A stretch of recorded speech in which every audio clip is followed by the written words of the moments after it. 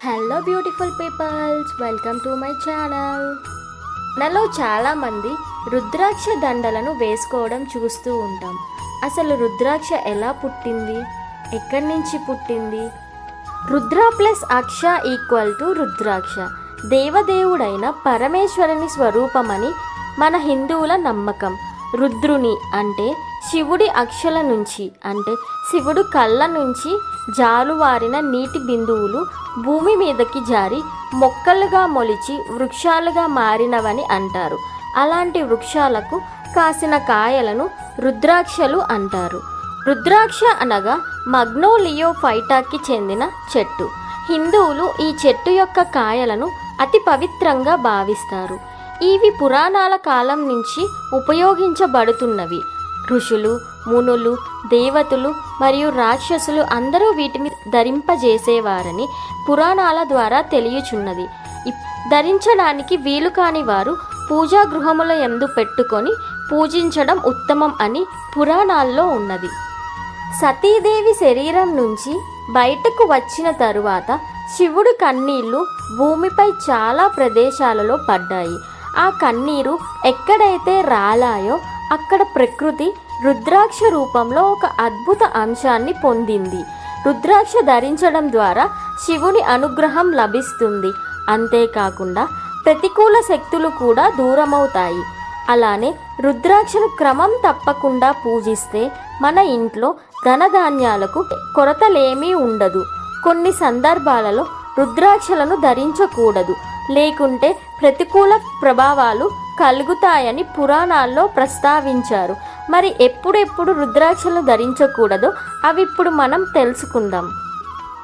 పరమ పవిత్రమైన ఈ రుద్రాక్షలను ధరించి మనం ఇటువంటి ప్రదేశాలకు వెళ్ళకూడదు. ఆ ప్రదేశాలు ఏంటంటే అంత్యక్రియలు, శవం ఊరేగింపు లేదా దహన సంస్కారాలు లాంటి కార్యక్రమాలలో రుద్రాక్షలను ధరించరాదని పురాణాలు చెప్తున్నాయి. ఈ కార్యాలలో పాలు పంచుకునే ముందు రుద్రాక్షను తీసివేయండి. శివుడు జనన మరణాలకు అతీతుడు. ఆయన భాగమైన ఈ రుద్రాక్షను జీవన మరణాలకు సంబంధించిన ప్రదేశాలలో ధరించరాదని నమ్ముతారు. ఈ రుద్రాక్షను ధరించిన వ్యక్తి మాంసాహారం లేదా మద్యపానం సేవించడం లాంటివి చేయకూడదు. పుట్టుక మరణం ఉన్న ప్రదేశాలలో రుద్రాక్షను ధరించకూడదనే కారణం వల్లే ఈ నియమాన్ని పాటించాలి. కాబట్టి ప్రసూతి గది అంటే హాస్పిటల్స్లో బిడ్డలకు జన్మనిచ్చే ప్రదేశాలలో రుద్రాక్షను ధరించకూడదు, అలానే ఉంచకూడదు కూడా. అలానే పడుకునే ముందు రుద్రాక్షను తీసివేయాలి.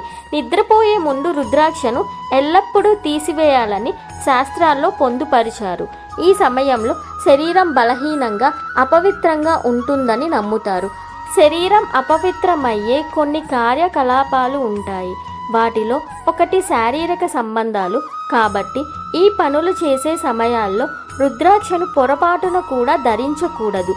ఇదే సమయంలో మహిళలైతే పీరియడ్స్ టైమ్స్లో ఈ రుద్రాక్షలను ధరించకూడదు. కాబట్టి ఇలాంటి స్థితుల్లో మరిచిపోకుండా ఈ రుద్రాక్షను ధరించకండి.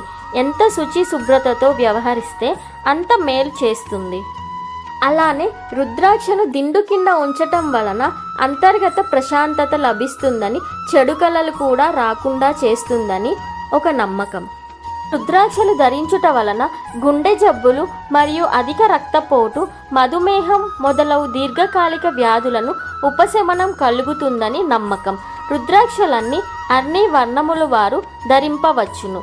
అన్నారు కదా ఏ ఏ సందర్భాలలో రుద్రాక్షలను మనం ధరించకూడదో. ఈ ఇన్ఫర్మేషన్ను మీకు తెలిసిన వాళ్ళతో కూడా షేర్ చేసుకోండి.